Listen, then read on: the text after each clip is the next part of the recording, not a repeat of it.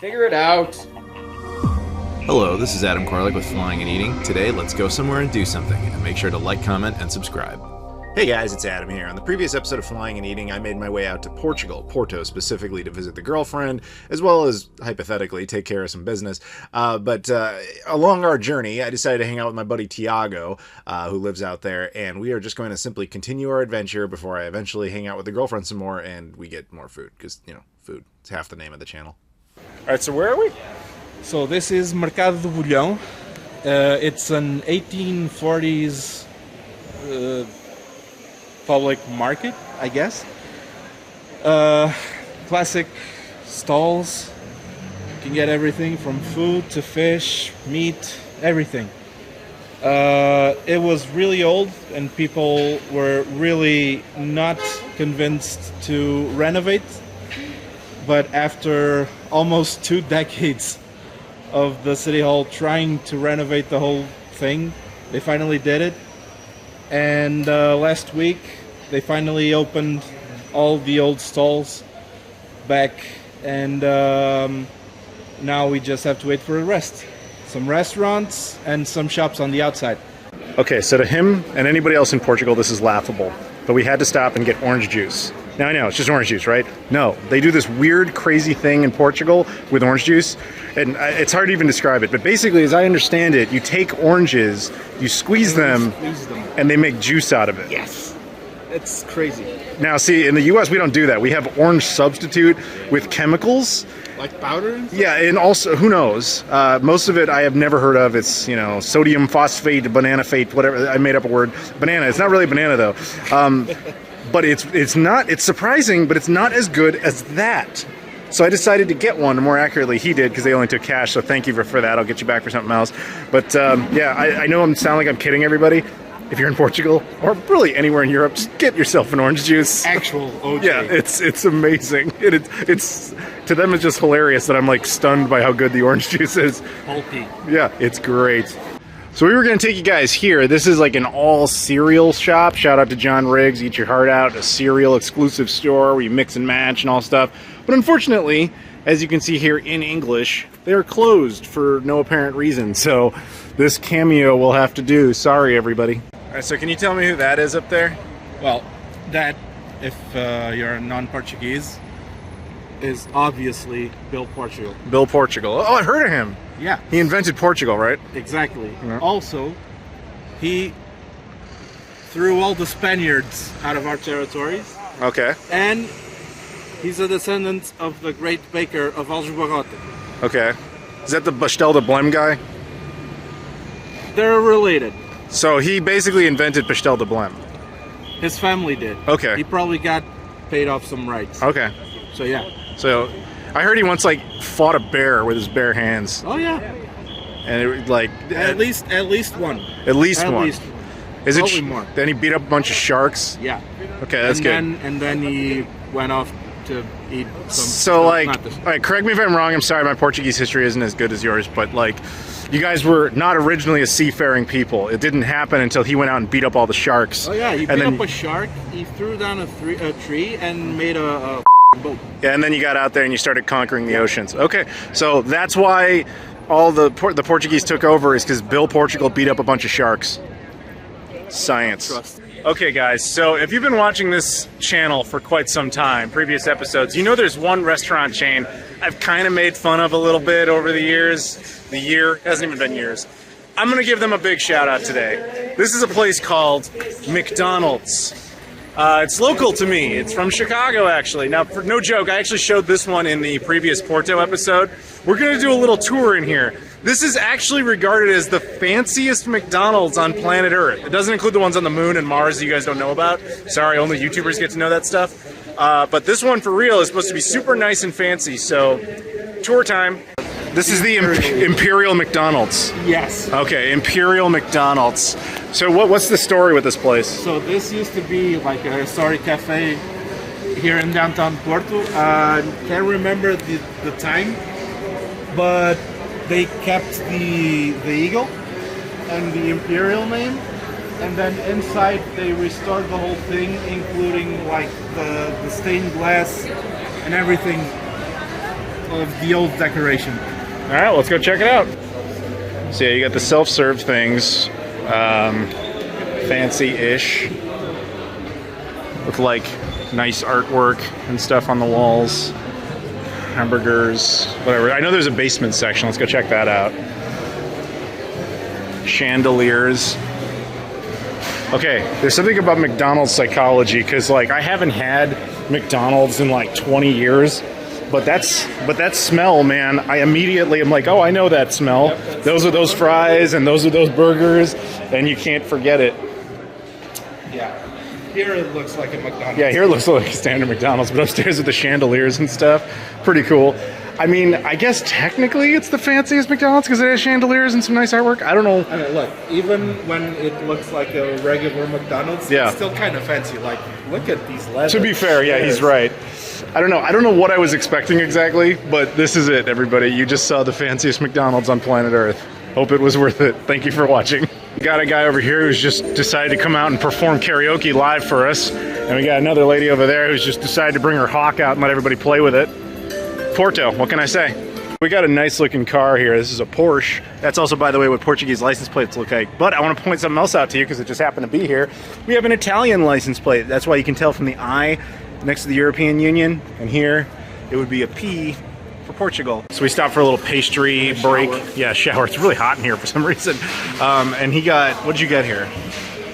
This is called a lunch. It's translates as snack, so it's bigger than a snack. Look, it's like it's dough and then ham and cheese. That's good. Yeah. And what's this thing? Samosa. Oh, of course. And then a Coca-Cola. That's never heard of that. That's weird. I got that weird orange juice thing I was talking about. You guys heard about a coffee, and then like a little rainbow of pastries. So it's like pastel de blême, but not blême apparently. Some sort of egg custard thing, a mini eclair, a mutant version of the pastel de blême, with some sort of and then like a croissant type of thing. Can you tell me the deal with this statue? Oh yeah, it's Bill Portugal again. Oh, it's Bill Portugal. Yeah, it's Bill Portugal and his horse, well, obviously. Okay. What happened with his horse? Well, he was misbehaving, so Bill Portugal kicked his ass. Oh. And then what? And then they went bowling. They went bowling? Bowling. So he invented bowling too? Yeah. But, okay, that's pretty cool. Bill Portugal was kind of a bad. Now, when I look at this, I can't help but wonder, it looks like Bill's punching the horse in the face. Right in the teeth. Right in the teeth. Right in the teeth. All right, and so that, like, made him behave, you're saying? Yep. All right. And the horse knew to fear him after that. That's how you win everybody respect. That's how you win a horse's respect, yes. I like the idea that Bill Portugal not only punched a horse, but he was apparently completely naked while he did it. So this is called Palazar de Goa, and it's an Indian place here in my hometown of Maia. So what are we going to do? We're gonna eat. Well, yes, but we already ordered. We got the standard white people thing, chicken tikka masala and Butter chicken. As white as you can possibly get. Hey, to be fair, I would get mutton paneer, but they don't have it. I like, that's my go-to, but they don't have it. So I went with, and the entire menu is in Portuguese, and that limited my options. And he had to translate. And yeah, anyway, we got samosas though. We got samosas. Those are coming. You guys will see them. Those are pretty good. I've been using the mango chutney there. As he pointed out, it's a little salty for mango, but it's good. I put it on top here. This is nice. I do like that they made mine green. Just it's like, this is the nerd one. You can have the nerd one. How's yours? Well, you're just about to start. Oh, there we go. There's the moment. Hot. Yes. It's good though. It really tastes a little bit cinnamony, but it's so good. What kind of meat? I think it's beef. Really? So the chicken tikka masala has arrived right there, along with a plate of rice, but you know what plain white rice looks like. But here. Basmati. Yeah. Chicken tikka masala looks solid. And the butter chicken is here, along with more basmati rice. But the butter chicken, and yeah, there it goes. Let's dive in. Oh, and we got super spicy hot thyme, which we were warned, like, you're white, maybe don't have that. So we've decided to do a half and half split here, and it's also very hot, so we're just giving it a minute to cool off, but it's about to happen. he's already kind of started, and yep, he burned himself at least once, maybe twice now. It's getting there. So we just came out of there. It was pretty good. I think that the butter chicken, it was kind of like sweeter. It was like honey-ish. I felt a little bit of coconut. That's probably more accurate. It was just what it tasted like to me, but yeah, it was sweeter either way. I think that was the better of the two. It's pretty good. I'm gonna be honest, I've had better Indian food, but I've also had much worse. So this is not bad. Yeah, I think this is more regional up to specific Goa, like the name says, Paladars de Goa. So it could be that. No, it was good though. If you're out in the Maia area, you could do worse. So Babe and I decided to get, what's this place? This is from Pizzeria O Corvo. And what specifically did we get? Well, supposedly we got their house pizza, which is supposed to have, very obviously, arugula, ham, mushrooms, brie cheese, and crispy onions, and I'm sure I'm forgetting something else, but yeah, that's it. It just looks like we're about to eat some yard work, but we'll see how this goes. We also got some breadsticks. Well, some garlic bread, basically. Yeah. Different kinds. Yeah, mine's got like meat on it. Yeah, mine has garlic and mozzarella. Yours has garlic, mozzarella, tomatoes, and bacon. No, prosciutto. Prosciutto, yeah, that's right. So we finished the food. Not bad. I actually preferred the breadsticks over the actual pizza. What'd you think? And in my case, it was the other way around. Maybe because my breadsticks or my garlic bread didn't really have as many ingredients as yours had. So, yeah, I prefer the pizza. Yeah, I wasn't a huge fan of the tomatoes being on there, as odd as that is, because they kind of exploded. But taste-wise, not bad. You could do worse. So we had to get some Francesinha, which I'm still pronouncing wrong. Very traditional Portuguese dish from the north. Yes. Basically a sandwich that's covered in egg and meat and cheese and like a sauce, which you've noticed the sauce is not on there yet. It's going on very shortly. But it also has fries. This is not going to compete with my partner here, her ability to make incredible Francesinha. This is store brand stuff basically, but I'm sure we'll have a good time. So we cut it open. Inside you can see the sandwich bits and you're kind of letting it soak and stuff. Unfortunately, it mostly tastes like nothing. As you just said. Mine is better. Well, yes, but also the store brand version too. So really, this is 0 for 2. Kind of 0 for 3. I mean, we'll eat it, but wherever we ordered this from, avoid that place. Oh, and as a bonus, we have artisanal bread with garlic and butter and Portuguese words I don't understand because I'm stupid. So we ordered food again today, and I'm just going to be honest. You probably see what I see if you have a dirty mind. This is supposed to be a calzone. We noticed if you rotate it, it looks a little more benign. No. Not really. It looks less egregious as the first example, but as she said, this looks more like a blow-up doll. I also got these. It's like chorizo bread, basically, and it's got the devil's grapes in there, but fortunately, partner in crime here is going to handle these for me, right? Right. All right, thank you. And I guess this is supposed to be a pizza.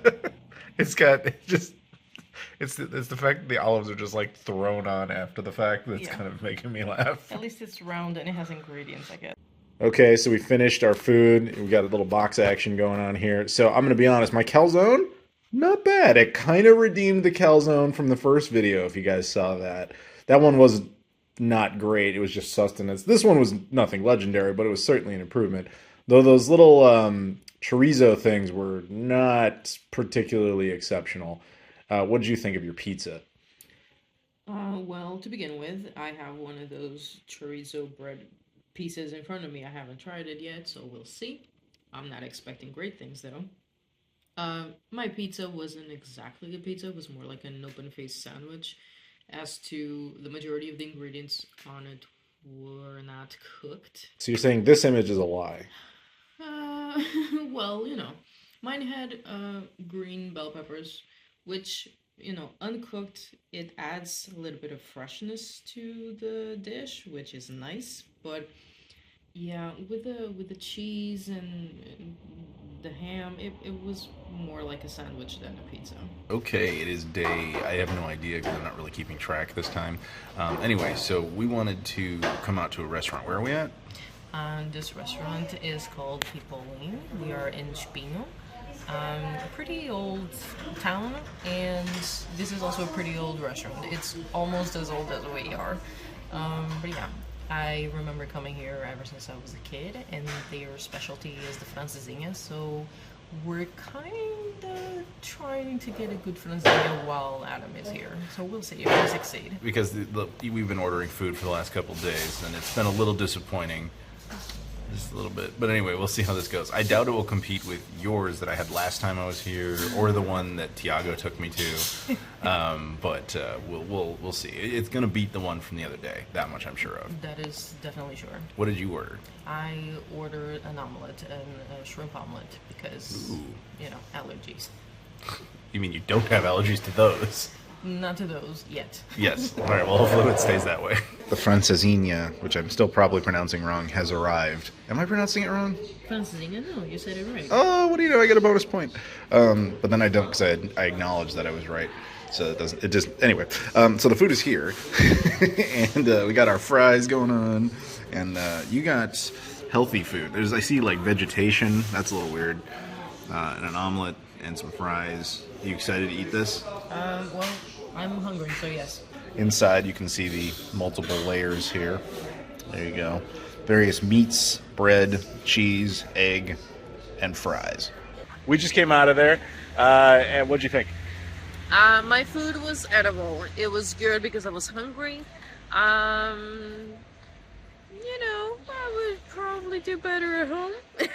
I'm gonna echo those sentiments. So technically, I've had 5 Francesinhas throughout my time in Portugal and different trips. I don't remember the first one.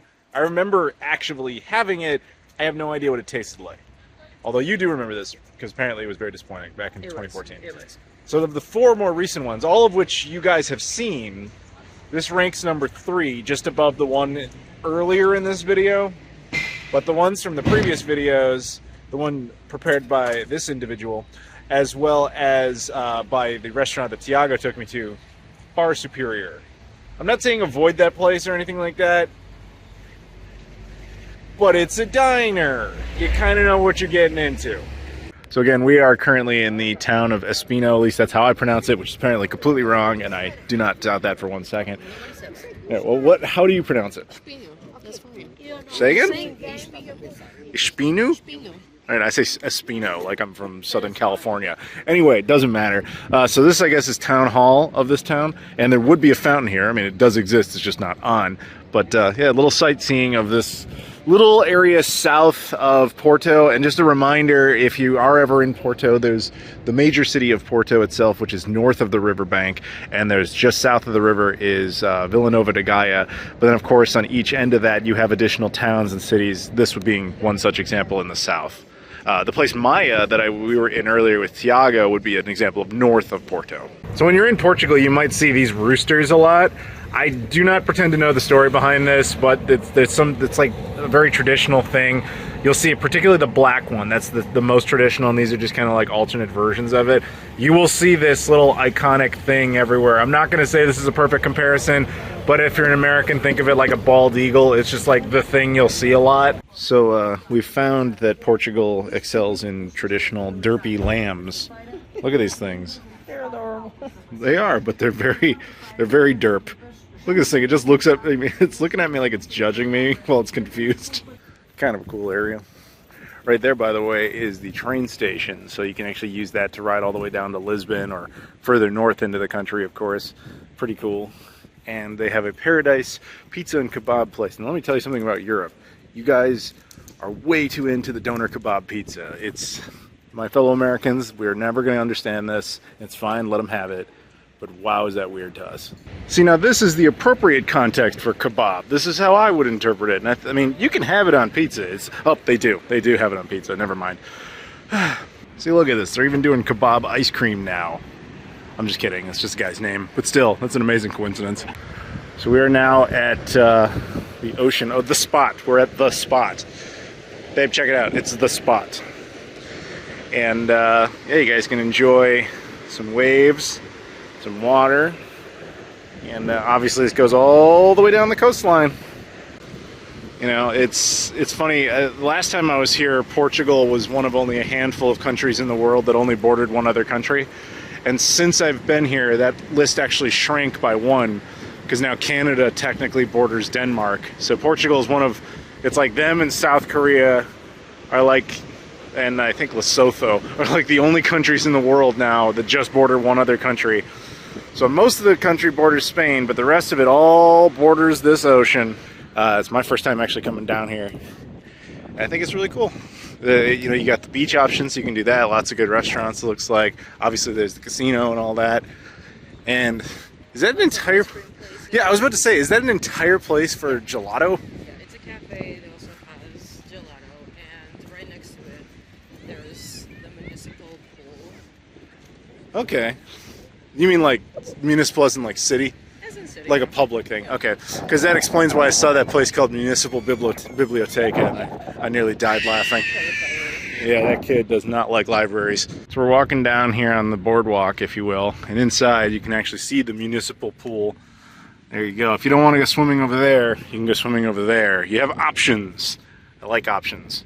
So as I stare out here at the ocean, we are of course on the west coast of Portugal. Now it's kind of interesting if you think about it, because this is the end of the European continent. It's right here, this body of water. And if you just keep going, that's when you eventually run into New York, which of course is where I was earlier in this.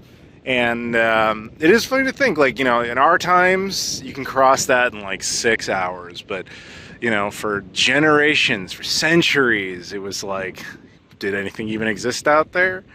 And if it did, you know, like, where was it?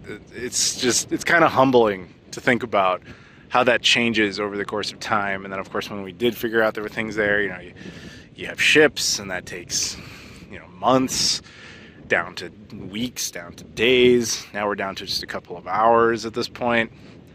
But yeah, it's just fundamentally interesting just to think that, like, right down there, 6 hours away, is my own homeland of the United States. And yeah, I don't know exactly what I'm trying to say here, other than just to point out, like, everybody, we live in a big world.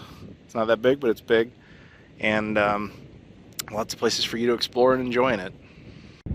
So we're walking along this like pier system that they built along, you know, along the beach, which is kind of cool because you get to walk along kind of what is naturally growing here and living here without really interrupting it too much, while also getting, you know, exercise, fresh air, and you get to see the buildings. And once we get up over the little hurdle over there, we'll actually see some water. So, well, you can still see it over there.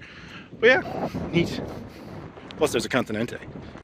We walked all the way from down there, down that bridge thing around here, and here we are. Say hi. Hello.